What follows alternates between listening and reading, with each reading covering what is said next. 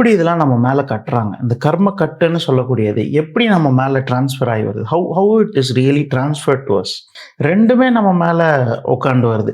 அப்போது எப்படி எப்படி அதை வந்து கரெக்டாக இந்த ஃபாலோ பண்ணுறியாடா அப்படின்ற வர மாதிரி பிறப்பால் நமக்கு ஏற்படக்கூடிய கர்மா. அது என்ன பிறப்பால் ஏற்படக்கூடிய கர்மா, அதை நான் டிசைட் பண்ணலையே அப்படின்னா, அந்த பிறப்பு சூழ்நிலை அப்படிங்கிறது தான் வந்து உன்னோட பாஸ்ட் லைஃப்ஸ்லேருந்து ஓகே நீ இப்படிலாம் பண்ணதுக்கு நீ இந்த சூழ்நிலையில் பிறக்கணும் அப்படிங்கிற மாதிரி, நல்லதும் கெட்டதும் இப்படிலாம் பண்ணதுக்குன்னு உடனே அதோ கெட்டதுதான்ற மாதிரி.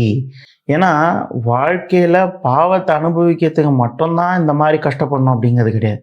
சில சமயம் நம்ம புரிஞ்சிக்க வேண்டிய விஷயங்கள் இருக்கலாம். அதாவது சிற்பம் வடிக்கிற சிற்பியோட கை பொத்து போய் தான் இருக்கும், அதுதான் வந்து சிற்பியோட அலங்காரமே. ஸோ ஞானம் வர வேண்டுமாயின் மனிதர்களாக இருக்கட்டும், வீடு வாசலாக இருக்கட்டும், அது விஷ்ணு கிரந்தி. அது எங்கே இருக்குது, ஏன்னா ஆசைன்னு சொல்லியாச்சு. அப்போ அது எங்கே இருக்குன்னா மணிப்பூரக சக்கரம். இது எல்லா கிரந்தியும் நம்ம அட்ட டைம் அட்ட ஸ்ட்ரெச் நம்ம அனுபவிப்போமா வாழ்க்கையிலன்னு கேட்டால் இல்லை. முடிச்சுக்கள் அவிழும்போது நமக்கு என்ன ஆகும் அப்படின்னா எனர்ஜி ஒரு ஃப்ளோ ஆகுது, எனர்ஜி ஃப்ளோ ஆகுது. அதாவது யோசிச்சு பாருங்கள், நம்ம பிறப்பு சூழல்லேருந்து நம்ம ஏற்படுத்திக்கிற சூழல்லேருந்து நம்ம கற்றுக்கிற விஷயங்கள் இது மூணும் ஹார்மனியாக இருந்தால் எப்படி இருக்கும். Materialism is a aspect of life. அது அது நம்மளை சுற்றி இருக்கக்கூடிய ஒரு சூழ்நிலை. அதை எப்படி ரிஜெக்ட் பண்ணுறது நம்ம, இந்த கலையத்துக்குள்ளே தான் அந்த ஆன்மா இருக்குது. அப்போது எங்கே இது பிரச்சனையாகுது அப்படின்னு கேட்டோம்னா, எனக்கு 10 கோடி ரூபாய் சம்பாதிக்கணும், அப்போ நான் ஓடுவேன், எவ்வளோ வேணாலும் ஓடுவேன் 10 கோடிக்காக. அப்போ என்ன ஆகுதுன்னா எல்லா வித மாரல்ஸ் எல்லாமே போயிடுது.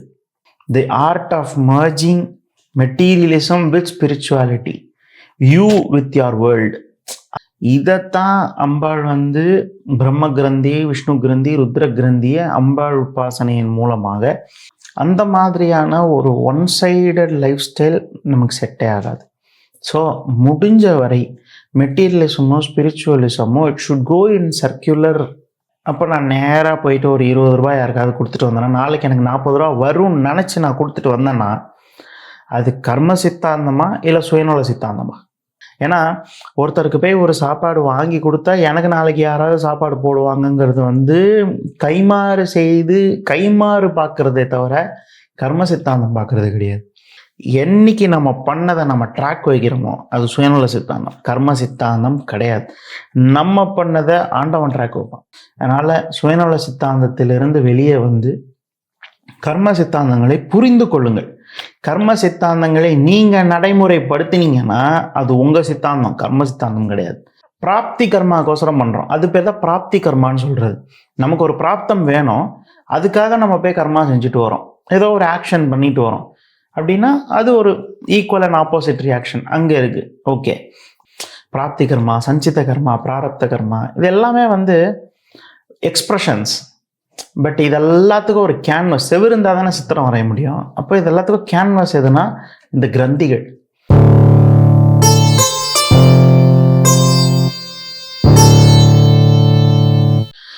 கர்ம சித்தாந்தங்கள் ஏகப்பட்டது இருக்கு. அதாவது டு சிம்பிளிஃபை, நம்ம என்ன பண்ணுறோமோ அதான் நமக்கு திரும்பி வரும் அப்படிங்கிறது கர்ம சித்தாந்தத்தோட ஒரு கோரான ஒரு பிலீஃப் நம்ம வச்சுக்கலாம். ஏன்னா நம்ம எத்தனையோ ஜென்மங்களோட ஒரு ரிஃப்ளெக்ஷனாக நம்ம இந்த ஜென்மத்தை வாழ்ந்துட்டுருக்கோம். அதாவது வந்து இட் இஸ் நாட் தட் நம்ம இந்த ஒரு பிறவியில் இன்னைக்கு செய்கிறது தான் அப்படிங்கிறது கிடையாது. பல ஜென்மங்களாக வந்துட்டு இருக்கிறதோட ஒரு ரிஃப்ளெக்ஷன் வந்துட்டுருக்கு.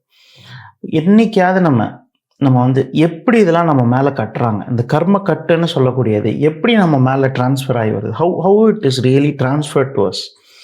ஏன்னா சோல் அதேவாக இருக்கலாம், ஆனால் பாடி டிஃப்ரெண்ட்டாக மாறி வருது. எவ்வளவோ ஜென்மாக்களில் எவ்வளவோ விஷயங்கள் நம்ம செஞ்சு வரோம், பாவ கர்மாவாக இருக்கட்டும், புண்ணிய கர்மாவாக இருக்கட்டும், ரெண்டுமே நம்ம மேலே உட்காந்து வருது. அப்போது எப்படி அதை வந்து கரெக்டாக இந்த ஃபாலோ பண்ணுறியாடா அப்படின்ற வர மாதிரி வந்து எப்படி கரெக்டாக அதை வந்து பிடிச்சி வந்துடுறாங்க அப்படின்னா, அதாவது இதுக்கு சக்தி தத்துவத்தில் வந்து 3 விஷயங்கள் இருக்குது. பிரம்ம கிரந்தி, விஷ்ணு கிரந்தி, ருத்ர கிரந்தி அப்படின்னு ஒரு 3 விஷயங்கள் இருக்குது. கிரந்தி அப்படின்னா நாட், அதாவது வந்து ஒரு முடிச்சு, அந்த முடிச்சுக்கு பேர் தான் கிரந்தி.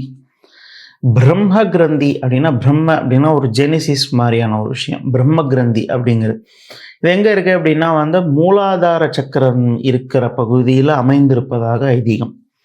அப்போ இந்த பிரம்ம கிரந்தி அப்படிங்கிறது என்னன்னா, நம் பிறப்பால் நமக்கு ஏற்படக்கூடிய கர்மா. அது என்ன பிறப்பால் ஏற்படக்கூடிய கர்மா, அதை நான் டிசைட் பண்ணலையே அப்படின்னா, பிறப்பால் எப்படி கர்மா ஏற்படும், நானே இப்போ தான் பிறந்திருக்கேன், அதுக்குள்ளே எப்படி கர்மா ஏற்படும் அப்படின்னா, நல்லா புரிஞ்சுக்க வேண்டியது இருக்கு. பிரம்ம கிரந்தி பிறப்பால் ஏற்படக்கூடியது, மூலாதார சக்கரத்தில் இருக்கிறது. அப்போ வந்து பிறப்புக்கு எப்படி கர்மா வருதுன்னா, எந்த சூழ்நிலையில் நம்ம பிறக்கிறோம், யார் நம் தாய் தந்தை அப்படிங்கிறது, அதன் மூலமாக நீ படுவதன். அதாவது எல்லா குழந்தைங்களுக்கும் சாப்பாடு கிடச்சிடுறது இல்லை, எல்லாருக்கும் எல்லாம் கிடச்சிடுறது இல்லை. படிக்கணும்னு நினைக்கிற குழந்தைங்களுக்கு படிக்க வைக்கிறதுக்கு அந்த அளவு சக்தி இருக்கிறது இல்லை. சில சமயம் எக்ஸ்ட்ரீம்லி ப்ரிவிலேஜ்டு கிட்ஸும் இருக்காங்க. எல்லாமே அழுத விஷயத்துக்கு பால் கிடைக்கிறது, கேட்ட விஷயத்துக்கு கேட்டது கிடைக்கிறது, அதுவும் கிடைக்கிது. ஸோ நம்மளோட பிரம்ம கிரந்திங்கிறது வந்து it is depend on like எவ்வளோ உன்னோட பிறப்பு சூழல் என்ன, அந்த பிறப்பு சூழலால் நீ அனுபவிக்க வேண்டிய கர்மாக்கள், அந்த பிறப்பு சூழ்நிலை அப்படிங்கிறது தான் வந்து உன்னோட பாஸ்ட் லைஃப்ஸ்லேருந்து ஓகே நீ இப்படிலாம் பண்ணதுக்கு நீ இந்த சூழ்நிலையில் பிறக்கணும் அப்படிங்கிற மாதிரி. நல்லதும் கெட்டதும் இப்படிலாம் பண்ணதுக்குன்னு உடனே ஏதோ கெட்டதுதான்ற மாதிரி நினச்சிக்க வேண்டாம். நல்லதும் பண்ணியிருக்கலாம், நம்ம கெட்டதும் பண்ணியிருக்கலாம், சில சமயம் நியூட்ரலாகவும் இருக்கலாம். ஸோ ஒரு சாதாரண குடும்பத்தில் பிறக்கவும் வாய்ப்பு இருக்குது. அப்போது பாவம் செய்தவர்களுக்கு மட்டும்தான் பிரம்ம கிரந்தியில் வந்து ஒரு கெட்ட குடும்பத்தில் பிறக்கிறோம், இல்லை ஒரு ஏழை குடும்பத்தில் பிறக்கிறோம்னா அதுலேயே 2 பிரிவு நம்ம புரிஞ்சுக்கணும். ஒன்று, நல்ல அனுபவம் சம்பாதிக்கிற பிராப்தி இந்த ஜென்மத்தில் இருக்குமாயின் நம்ம வந்து ஒரு நியூட்ரலான குடும்பத்தில் பிறப்போம். அது ஒரு முக்கியமான விஷயம். ஏன்னா வாழ்க்கையில் பாவத்தை அனுபவிக்கிறதுக்கு மட்டும்தான் இந்த மாதிரி கஷ்டப்படணும் அப்படிங்கிறது கிடையாது. சில சமயம் நம்ம புரிஞ்சிக்க வேண்டிய விஷயங்கள் இருக்கலாம். அதாவது நகை செய்ய கற்றுக்கொள்ள வேண்டுமானால் நெருப்பில் கையை விட வேண்டும். நான் ஒரு செயின் செய்ய கற்றுக்கிறேன், நான் ஒரு ஒரு வளையல் செய்ய கற்றுக்கிறேன், நான் வந்து ஒரு ஜுவல்லரி ஒரு சிற்பம் வடிக்க கற்றுக்கிறேன். சிற்பம் வடிக்கிற சிற்பியோட கை பொத்து போய் தான் இருக்கும்.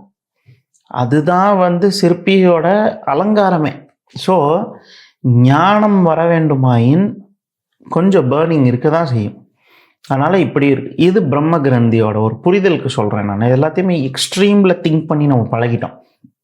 அந்த மாதிரி இல்லாமல் பிரம்ம கிரந்திக்கு ஒரு சின்ன எடுத்துக்காட்டு. அதாவது கஷ்டங்கள் வந்து எல்லா சமயமும் பிறப்பு சூழல் வந்து நம்ம வளர வளர ஒரு நல்ல ஞானியாகவும் நல்ல ஒரு ஸ்டான்ஸ் இருக்கிற ஒரு மனிதனாக நம்மளை மாற்றுறதுக்கும் பிறப்பு சூழல் கஷ்டமாக இருக்கலாம். இது பிரம்ம கிரந்தி.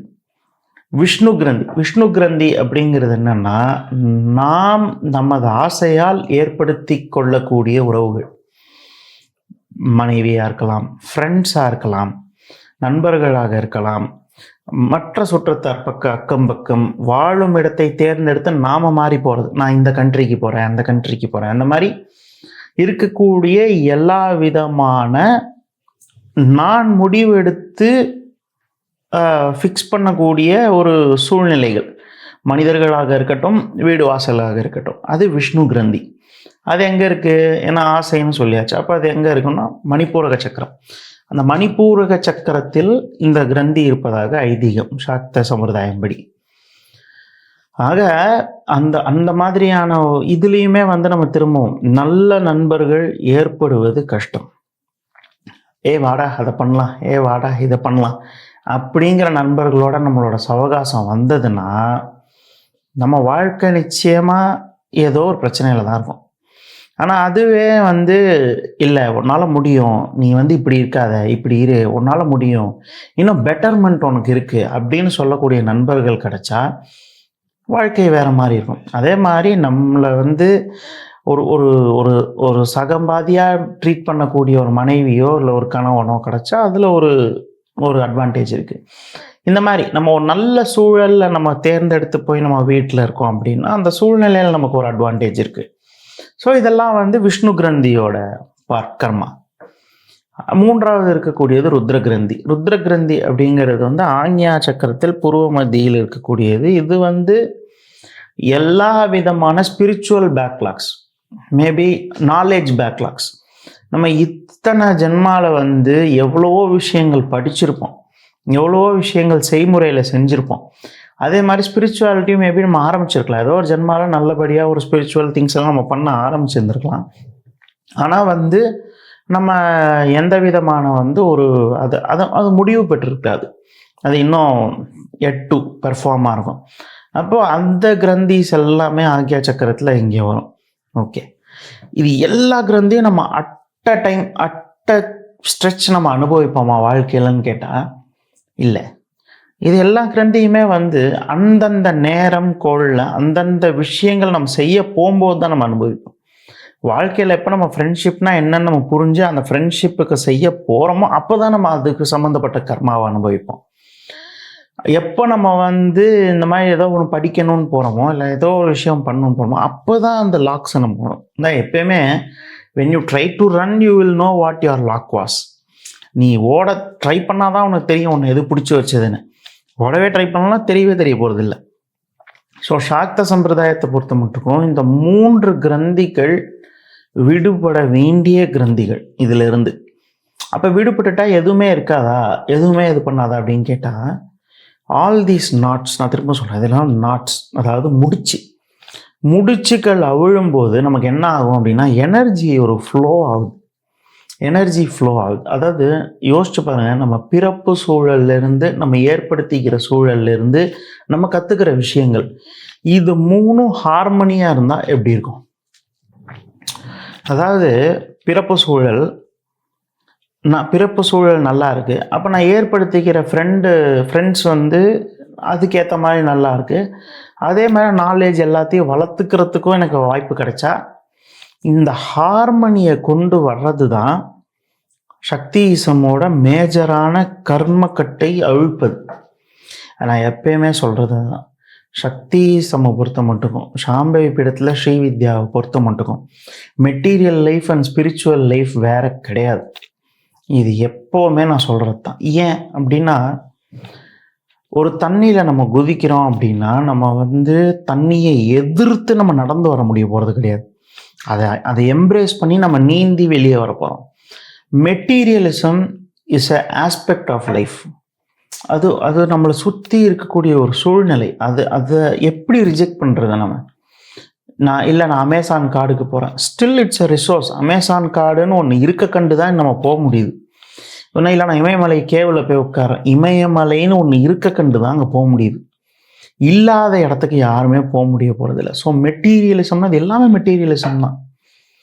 இந்த மெட்டீரியலிசம் இல்லை, நான் வந்து நிர்வாணன், நான் வந்து ட்ரெஸ்ஸே போட்டுக்க மாட்டேன், அப்புறம் எப்படி மெட்டீரியலிசம் அப்படின்னா, இந்த உடம்பே ஒரு மெட்டீரியல் தான், கலயம். இந்த கலயத்துக்குள்ளே தான் அந்த ஆன்மா இருக்குது. அப்போது எங்கே இது பிரச்சனையாகுது அப்படின்னு கேட்டோம்னா, அந்த கலயத்துக்கோ அந்த மெட்டீரியலிசம்க்கோ ஸ்ட்ரெஸ் கொடுத்து ஒட்டு மொத்தமாக ஸ்பிரிச்சுவாலிட்டியிலிருந்து ரொம்ப தள்ளி போயிடுறது மூலமாக தான் நமக்கு ஒரு பேலன்ஸ்டு கம்ப்ளீட் லைஃப் இல்லாமல் ஒரு ரஜோகுணமான ஒரு லைஃபாக வருது. அது என்ன ரஜோகுணமான லைஃப்னா, டிசையர் பேஸ்டு லைஃப். எனக்கு 10 கோடி ரூபாய் சம்பாதிக்கணும், அப்போ நான் ஓடுவேன், எவ்வளோ வேணாலும் ஓடுவேன் 10 கோடிக்காக. அப்போ என்ன ஆகுதுன்னா எல்லா வித மாரல்ஸ் எல்லாமே போயிடுது. அப்போ ஒரே தர்மம் என்னன்னா 10 கோடி தான் என் தர்மம், அதுக்கான செயல்கள் என்னவோ அதுதான் என்னோட நித்திய அனுஷ்டானம் அப்படிங்கிற மாதிரி போயிடுறது. அந்த மாதிரி இல்லாமல் மெட்டீரியலிசம் ஸ்பிரிச்சுவாலிட்டியோட எப்படி பிளெண்ட் பண்ணுறது, அதுதான் ஸ்ரீ வித்யா. ஸ்ரீனா ப்ராஸ்பெரிட்டி, வித்யை அப்படின்னா art. How do you merge this? The art of merging materialism with spirituality, you with your world. அதுதான் வந்து அந்த கம்ப்ளீட்னஸ். எப்படி எம்ப்ரேஸ் பண்ணி வெளியே வர்றது, embracing our masculinity with the femininity, நம்மளோட ஆண் பெண் பாவங்களை நமக்குள்ள நம்ம சமன் பண்ணுறது. இதுதான் ரொம்ப முக்கியமான ஒரு சித்தாந்தம் ஸ்ரீவித்யில சாம்பவி பீடத்தை பொறுத்த மட்டும். அப்போ இந்த பிரம்ம கிரந்தி, விஷ்ணு கிரந்தி, ருத்ர கிரந்தி, இந்த 3 கிரந்திகளையும் நம்ம வந்து ஒரு சரிகட்டி ஒரு இடத்துக்கு நம்ம கொண்டு வந்தால்தான் அந்த ஹார்மனி பிறக்கும். அந்த ஹார்மனிங்கிறது வந்து ரொம்ப ரொம்ப ரொம்ப முக்கியம். அந்த ஹார்மனி இருந்தால், ஏன்னா நம்ம ஒரு விஷயம் படிக்கணும்னு நினைக்கிறோம், அப்போ நம்ம ஃப்ரெண்ட்ஸும் நம்ம சூழ்நிலையும் சப்போர்ட் பண்ணலன்னா ஆர் நம்ம வந்து ஒரு ஒரு நல்ல நண்பர்களை உருவாக்குறோம். ஆனால் அந்த நண்பர்களோட விஷயங்கள்லேருந்து நம்ம ஒன்று விஷயத்தை கற்றுக்கவோ இல்லை செய்யவோ முடியலன்னா, நல்ல கான்டாக்ட்ஸ் இருக்குப்பா, ஆனால் என்னால் யூஸ் பண்ண முடியல, அந்த மாதிரி ஆயிடுச்சுன்னா கஷ்டம். அந்த மாதிரி இல்லாமல் ஒரு ஒரு ஒரு ஹார்மனி கொண்டு வர்றது தான் ஸ்ரீவித்யா சாதனாவோட மெயினான நோக்கம். இதைத்தான் அம்பாள் வந்து பிரம்ம கிரந்தி, விஷ்ணு கிரந்தி, ருத்ர கிரந்தியை அம்பாள் உபாசனையின் மூலமாக அவரவர்களுக்கு ஏற்புடையதான மந்திர சாதனங்கள் மூலமாக நம்ம ஸ்ரீவித்யாவில் அதை கட் பண்ண நினைக்கிறோம். அதை கட் பண்ணி அடுத்த லெவலுக்கு நம்ம வாழ்க்கையில் போகிறத நினைக்கிறோம். சரி, மெட்டீரியலிசம் ஸ்பிரிச்சுவலிசம் வேற இல்லைன்னு சொன்னீங்களே அப்படின்னா, ஆமாம், இப்போ நான் வேலைக்கு போகிறேன், ஒரு 1,00,000 ரூபாய் சம்பாதிக்கிறேன் அப்படின்னா, அந்த 1,00,000 ரூபாய் என்னையும் என் கூட இருக்கிறவங்களையும் உயர்த்தணும். இது உயர்த்தினாதான் மெட்டீரியலிசம் ஸ்பிரிச்சுவலிசம் ரெண்டும் சேர்ந்துருக்குன்னு அர்த்தம். அந்த வந்த காசும் தெரியல, போன காசும் தெரியல, பாதி நாள் ஹாஸ்பிட்டலில் கிடக்கேன், பாதி நாள் எங்கேயோ போய் கூத்தடிச்சிட்டு இருக்கேன் அப்படின்னா அது கிடையாது. அந்த மாதிரியான ஒரு ஒன் சைடட் லைஃப் ஸ்டைல் நமக்கு செட்டே ஆகாது. ஸோ முடிஞ்ச வரை மெட்டீரியலிசமோ ஸ்பிரிச்சுவலிசமோ it should go in circular rotation.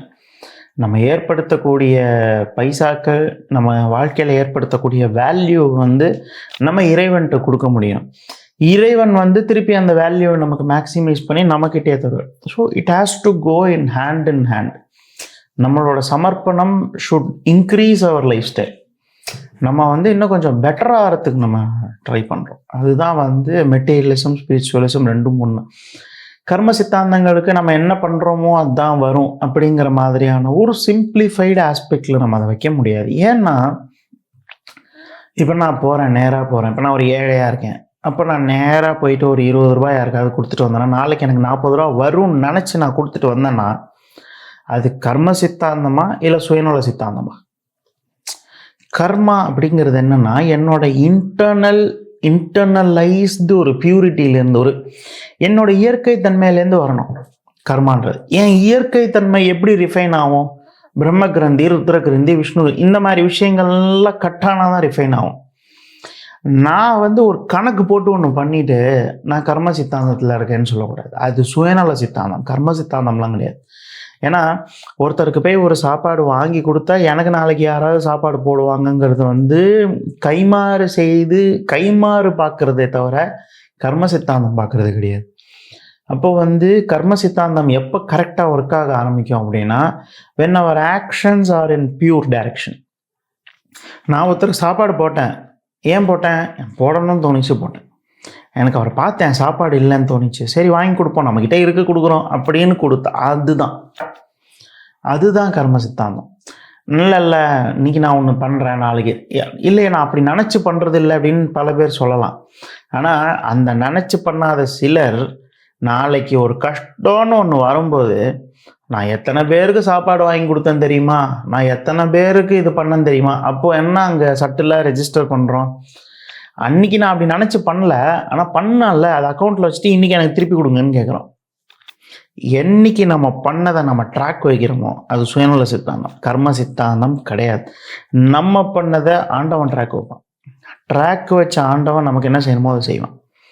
பல சமயங்களில் கஷ்டங்கள் வந்து நம்மளை மேம்படுத்துறதுக்காக இருக்கலாம், நம்மளை வந்து கீழே தள்ளுறதுக்காக இருக்கணும்னு அவசியம் கிடையாது. ஆனால் நம்ம எப்போ ட்ராக் வச்சு இது இப்படி தான் அது அப்படி தான்னு பேச ஆரம்பிக்கிறோமோ அது கர்ம சித்தாந்தம்லாம் கிடையாது. நம்ம வந்து சுயநல சித்தாந்தத்தில் இருக்கோம். அதனால் சுயநல சித்தாந்தத்திலிருந்து வெளியே வந்து கர்ம சித்தாந்தங்களை புரிந்து கொள்ளுங்கள். கர்ம சித்தாந்தங்களை நீங்கள் நடைமுறைப்படுத்தினீங்கன்னா அது உங்கள் சித்தாந்தம், கர்ம சித்தாந்தம் கிடையாது. நீங்கள் ஜஸ்ட்டு புரிஞ்சுக்க தான் முடியும். ஓகே, உங்களால் இயன்றதை நீங்கள் பண்ணிட்டு போங்க, அதுதான் கர்மா. இதை நான் சொல்லலை, நான் வந்து உங்களுக்கு சொல்லலை. That is how accounts work. அதாவது வந்து நீ எதிர்பார்த்தனா எதிர்பார்ப்பு தானே, அது கர்மா கிடையாதுல்ல. அப்போது கர்மங்களே வந்து சரியில்லையா அப்படின்னு கேட்டோம்னா, நம்ம எதிர்பார்த்து செய்யக்கூடிய கர்மங்கள் இருக்குது. இப்போ வேலை கிடைக்கணும்னு ஏதோ ஒரு போய் பரிகாரம் பண்ணிட்டு வரோம், அப்போ அதுக்கு அது எதிர்பார்ப்புக்கு தான் நம்ம பண்ணுறோமே. பிராப்தி கர்மாக்கோசரம் பண்ணுறோம், அது பேர் தான் பிராப்தி கர்மான்னு சொல்கிறது. நமக்கு ஒரு பிராப்தம் வேணும், அதுக்காக நம்ம போய் கர்மா செஞ்சுட்டு வரோம், ஏதோ ஒரு ஆக்ஷன் பண்ணிட்டு வரோம் அப்படின்னா அது ஒரு ஈக்குவல் அண்ட் ஆப்போசிட் ரியாக்ஷன் அங்கே இருக்குது. ஓகே, நான் சுத்தமாகணும்னு நினச்சேன், போய் தண்ணியில் குளிச்சுட்டு வந்தேன், ஓகே, இது பிராப்தி கர்மா. But karma as a whole, ஒரு புண்ணியம் அப்படிங்கும்போது அது நம்மளோட பியூரிட்டிலேருந்து ஃப்ளோ ஆனால் தான் புண்ணியம். நம்மளோட எதிர்பார்ப்புலேருந்து ஃப்ளோ ஆனால் அது பிராப்தி பிராரப்தம். நீ எதிர்பார்த்து பண்ணின, அது உனக்கு கிடைச்சிருச்சுன்னா பிராப்தி கர்மா. நீ எதிர்பார்த்து பண்ணின ஆனாலும் உனக்கு கிடைக்கல அப்படின்னா பிராரப்த கர்மா. பட் இது எல்லாத்துக்குமே கேன்வாஸ் எங்கே இருக்குது? பிராப்தி கர்மா, சஞ்சித கர்மா, பிராரப்த கர்மா, இது எல்லாமே வந்து எக்ஸ்பிரஷன்ஸ். பட் இது எல்லாத்துக்கும் ஒரு கேன்வாஸ், செவ்வறு இருந்தால் தானே சித்திரம் வரைய முடியும். அப்போ இது எல்லாத்துக்கும் கேன்வாஸ் எதுனா இந்த கிரந்திகள், பிரம்ம கிரந்தி, விஷ்ணு கிரந்தி, ருத்ர கிரந்தி. இந்த கிரந்திகள், இந்த நாட் தான் நமக்கு கேன்வாஸ், அதுதான் செவ்வறு. அது மேலே வரையக்கூடிய சித்திரம் தான் இந்த பிராப்தி பிராரப்தி, இந்த பிரச்சனைகள் இதெல்லாம். அந்த இடத்துல எனர்ஜி ஃப்ளோவை நம்ம இன்டென்ட் கிளியர் பண்ணிட்டோம் அப்படின்னா ஃப்ளோ ஆகக்கூடிய ஆக்ஷன்ஸும் அதுக்கு ஏற்றா போல் ஒரு ஸ்ட்ராங்கான ஒரு எஃபெக்ட்ஸ் இருக்கும். ஏன்னா நம்ம ஒரு பியூரிட்டிலேருந்து வர்றதுனால it has a very good effect. கிளேஷியரில் வந்து தண்ணி சொட்டு சொட்டாக தானே வருதுன்னு நம்ம சொல்ல முடியாது. It's a pure energy, but it expands. அது எவ்வளோ எக்ஸ்பேண்ட் ஆகி வேறு லெவலில் வந்துடும். இதுதான் நம்ம வந்து மெயினாக நம்ம பார்க்கணும். இதுதான் அந்த கர்ம சித்தாந்தத்தோட ஒரு அடிப்படை சக்தி தத்துவம். சக்திசமில் இதுதான் கர்ம சித்தாந்தம். நம்ம ஒரு பலனை நிர்ணயித்து செய்வது பேர் கர்ம சித்தாந்தம் கிடையாது. நம்மளோட பிரம்ம கிரந்தி, விஷ்ணு கிரந்தி, ருத்ர கிரந்தியை அம்பாள் உபாசனையின் மூலமாக குருமுகமாக அதை நம்ம கட் பண்ணுறோம். அந்த பியூரிட்டியிலேருந்து நம்ம லைஃப்பில் ஆக்ஷன்ஸ் ஃப்ளோ ஆகும்போது நம்மளோட பாவகர்மா குறையும், புண்ணிய கர்மா ஏறும். ரெண்டு கர்மாவும் தீர்ந்து ஒரு சமன்பாடான நிலையில் நம்ம வேற அம்பாள் வேலை இல்லை அப்படிங்கிற நிலைமைக்கு வர முடியும். அப்படிங்கிறது தான் கோரா நம்ம ஏன் உபாசனை சக்தி தத்துவத்தில் உபாசனை பண்ணுறோம், சக்தி மார்க்கத்தில் உபாசனை பண்ணுறதோட பெனிஃபிட். அதுதான் கர்ம சித்தாந்தத்தோட ஸ்ரீவித்யா தத்துவம். ஓம்